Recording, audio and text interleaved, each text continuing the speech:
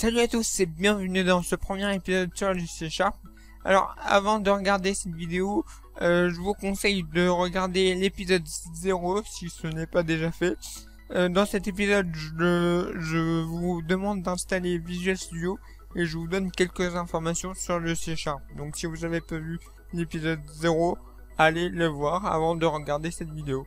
Dans l'épisode d'aujourd'hui, on va faire nos premiers pas dans le langage C#.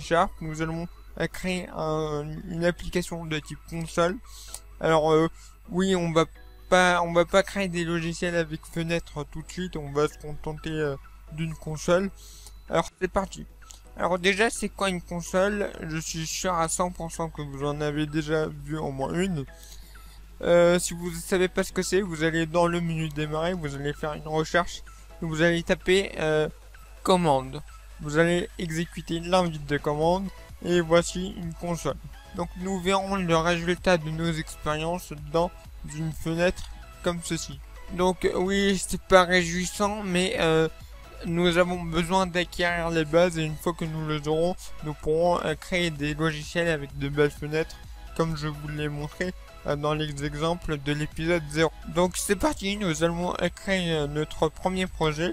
Donc vous allez cliquer sur créer un projet. Vous allez sélectionner Visual C# dans la liste des langages. Et vous allez sélectionner ici application console.net framework. Attention à ne pas sélectionner application.net core, mais bien application console.net framework. Vous allez choisir l'emplacement de votre projet. Soit vous le faites avec la petite flèche là, soit vous choisissez un dossier personnalisé ici. Voilà. Ensuite, vous allez donner un nom à votre projet. Donc moi, je vais l'appeler tuto C# vidéo. Voilà. Alors, si vous décidez de mettre le mot C# dans le nom de votre projet, attention à l'écrire en toutes lettres et pas avec le hashtag. Sinon, ça créera un bug. Donc moi, je l'écris CSHARP. Voilà. Faites attention à ça. Donc une fois ça fait, vous allez appuyer sur OK pour créer le projet. Visual Studio va automatiquement vous créer quelques lignes de code. Donc ça, c'est des lignes de code obligatoires pour toutes les applications de type console. Donc voilà. Donc je vais vous expliquer toutes ces lignes de code après. Donc pour l'instant, je vous demande juste de supprimer les lignes de 2 à 6. Donc ces lignes-là, voilà. Vous laissez juste la première ligne qui est using system. Donc voilà, pour l'instant on a ça, donc c'est très bien. Donc ce qu'on va faire dans un premier temps, c'est qu'on va exécuter le programme. Alors oui, je sais, on n'a écrit aucune ligne de code, mais nous pouvons déjà exécuter notre programme avec ces quelques lignes. Donc pour exécuter votre programme, on va appuyer sur le bouton démarrer. Alors soit vous appuyez sur le bouton démarrer, soit vous appuyez sur votre bouton F5 de votre clavier. Donc c'est un raccourci. Donc la console apparaît et vous allez voir, voilà, elle a disparu. Alors pourquoi elle a disparu? Parce qu'on lui a pas demandé de rester ouvert. Donc oui, notre logiciel n'est pas intelligent dès le début, faut qu'on lui dise quoi faire. Donc pour que la console reste ouverte, vous allez mettre votre curseur ici à la ligne 8. Donc après l'accolade ouvrante ici, et vous allez aller à la ligne, voilà, comme ceci. Et entre ces deux accolades, vous allez écrire console.read, voilà, comme ceci. Vous allez mettre une parenthèse ouvrante et une parenthèse fermante, et vous mettez un point virgule. Donc quand vous mettez la première parenthèse, normalement Visual Studio vous met la parenthèse fermante automatiquement, voilà. Et vous allez appuyer sur F5, vous démarrez pour exécuter votre programme. Et vous voyez que maintenant notre console s'est ouverte et reste ouverte, ne se ferme pas. Voilà, donc c'est ce qu'on voulait. Maintenant, on va écrire du texte dans cette console via le code. Alors nous pouvons le faire directement dans la console, mais nous on veut le faire depuis le code. Donc on va fermer la console. Et on va aller à la ligne juste au-dessus de console.read. Alors attention à bien rester après cette accolade là. Donc on va aller juste ici. Donc faites comme moi, à la ligne 9. Et on va écrire console.write. Voilà, vous allez mettre une parenthèse ouvrante et une parenthèse fermante. Et entre ces parenthèses, vous allez mettre un double quote, donc des guillemets si vous préférez. Voilà. Et entre ces guillemets, vous allez écrire le texte que vous voulez afficher. Alors moi, par tradition, je vais écrire Hello World. Voilà, parce que quand on apprend un langage de programmation, la première chose qu'on écrit, c'est Hello World. C'est une tradition chez les programmeurs. Alors ne me demandez pas pourquoi, mais c'est comme ça. Et à la fin de votre ligne, vous allez mettre un point virgule. Alors pareil pour le console.read, faut mettre un point virgule. Voilà. Donc à chaque fin d'une instruction, faut mettre un point virgule. Voilà. Et vous allez faire F5 pour démarrer votre programme. Et vous voyez maintenant qu'on a bien réussi à écrire Hello World grâce au code. Voilà. Donc, vous pouvez tester ça chez vous. Je vous conseille de pratiquer en même temps que moi.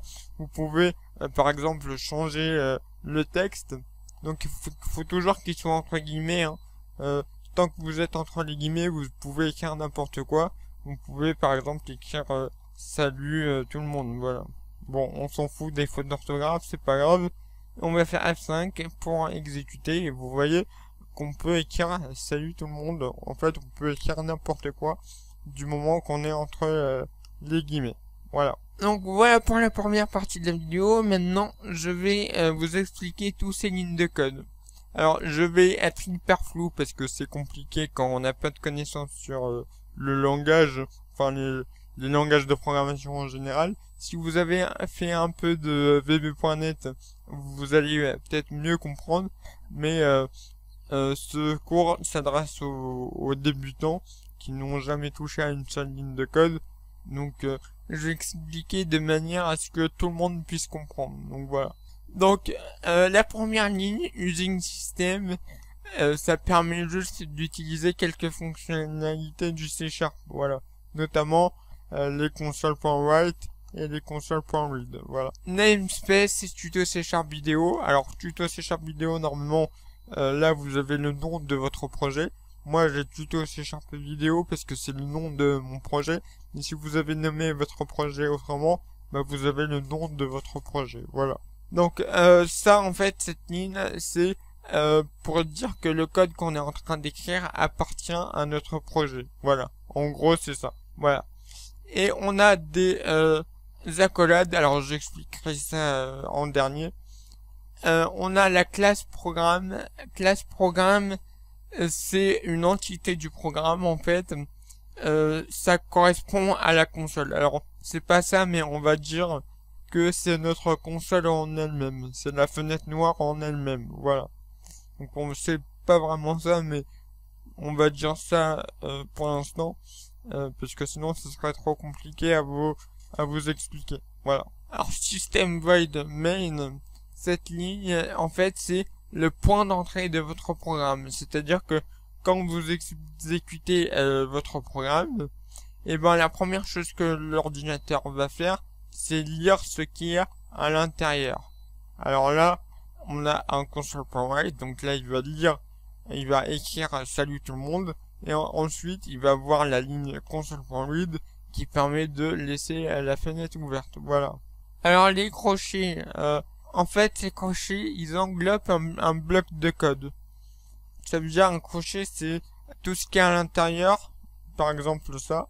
Donc entre le crochet de la ligne 4 et le crochet de la ligne 13, tout ce qu'il y a entre ces crochets là, c'est-à-dire ça, appartiennent à mon namespace, donc à ça. Donc ça veut dire que tout le code ici appartienne à ça. Donc voilà, j'espère que vous avez compris. Donc en gros, ça représente un bloc de code. Donc la preuve, si je décide ici de cliquer sur le moins, hop, ça disparaît et ça va dans le namespace. Si je déroule pour voir ce qu'il y a à l'intérieur de namespace, je peux voir que il y a mon code ici. Donc voilà, donc j'espère que vous avez compris. Donc on a la même chose pour la classe. Tout ce qu'il y a entre le guillemet ici et ce guillemet ici, et ben ça appartient à ma classe programme. Ok, ici. Donc si je ferme, voilà, on peut voir que le reste du code disparaît. Et si je réouvre ma classe programme, on a le reste du code. Voilà. Et pareil pour system void main, qui est en fait une fonction qui s'appelle principal. Alors on verra ça dans un autre chapitre sur les fonctions.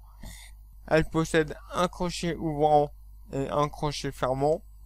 Et entre ces crochets-là, on a du code. Et ce sera ce code-là qui sera exécuté en premier. C'est-à-dire que le programme va directement lire ce qu'il y a entre ce crochet-là et ce crochet-là, qui correspondent en fait au bloc de ma fonction main.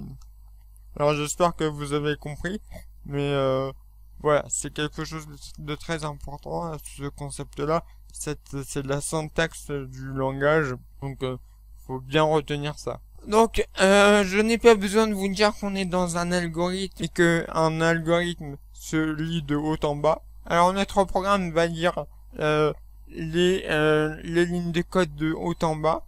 Donc là pour le coup, il va d'abord écrire la phrase salut tout le monde, puis il va laisser la console ouverte. Voilà. Donc j'espère que vous avez compris ça.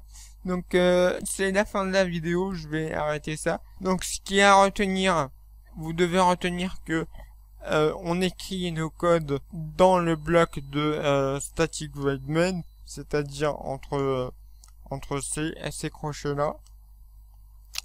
Que console.write permet d'écrire du texte, qu'on écrit le texte entre les parenthèses et entre guillemets, comme ceci, et qu'il y a un point virgule à chaque fin d'instruction. Vous devez aussi retenir que console.read, ça permet de laisser la console ouverte. Voilà. Et à ne pas oublier les parenthèses et les points virgule ici. Voilà. Donc voilà, donc c'est la fin de la vidéo. Donc je vous remercie de l'avoir suivi. N'hésitez pas à mettre un j'aime, des commentaires. Si vous avez des questions, n'hésitez surtout pas. N'hésitez pas non plus à partager la vidéo. Je prends énormément de plaisir à faire cette série sur le C# qui est mon langage préféré. Donc n'hésitez surtout pas à partager la vidéo. Et bah sur ce, je vous donne rendez-vous dans le prochain épisode. À la prochaine. Allez, ciao.